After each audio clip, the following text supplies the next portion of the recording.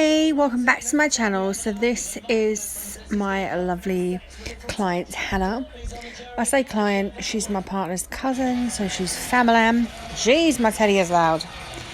Okay, so she has come in today for a redesign. So I removed her previous design using my Efile back down to the clear layer, and then I prepped all her natural nails and infilled the growth, and now we are ready for design.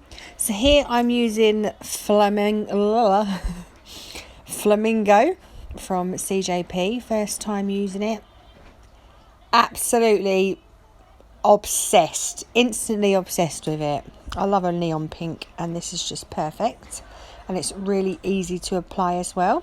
So the baby finger is just obviously a full nail of flamingo.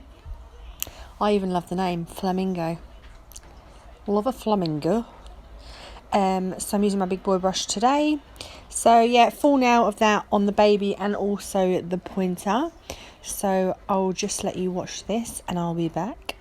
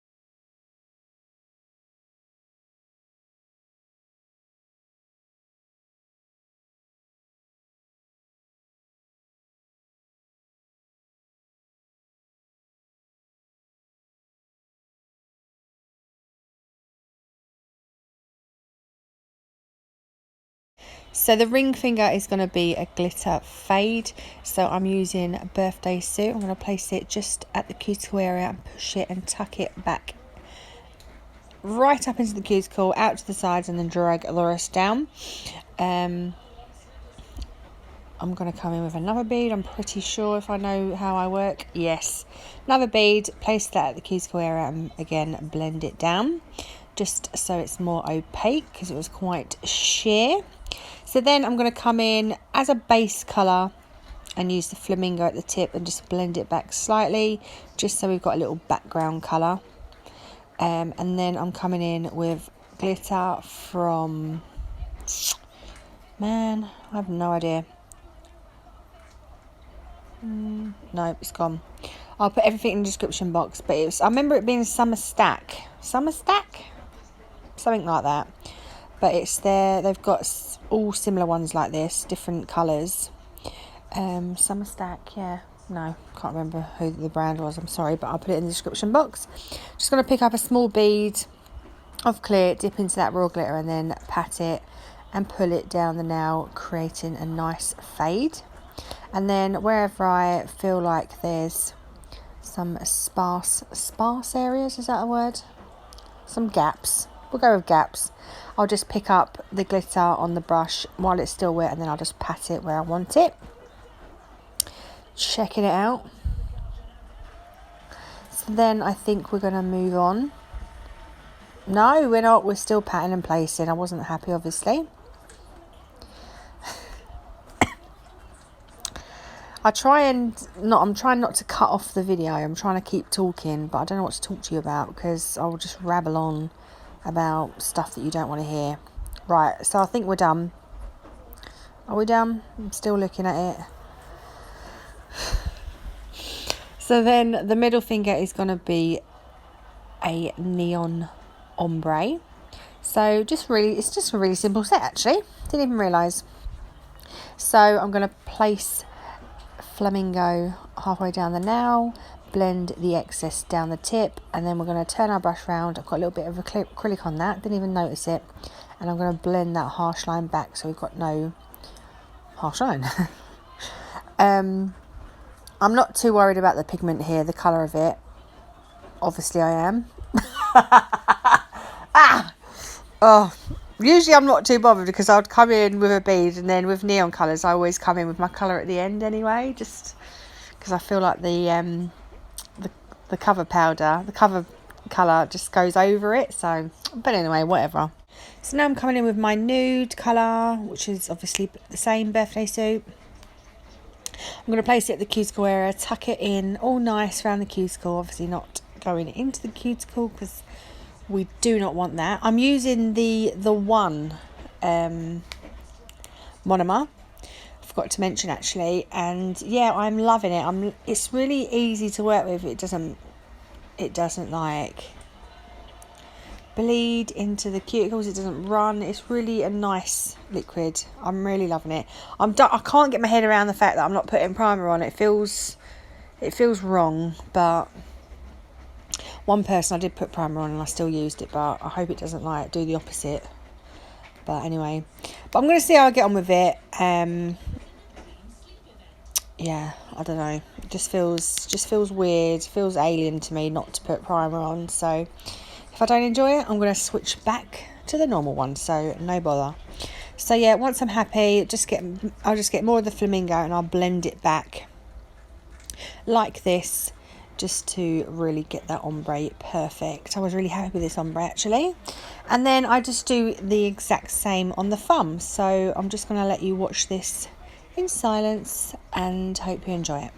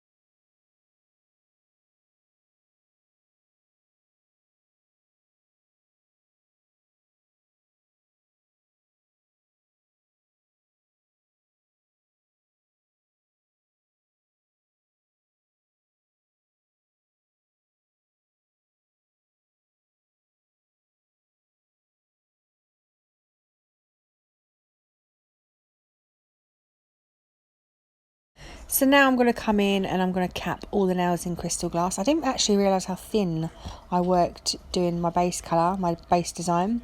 So you'll see me cap a few times on some of them just to build up my thickness and my apex, my structure, so that she's not coming back with one off. So yeah, just going to cap them all and I'll let you watch and then I'll be back.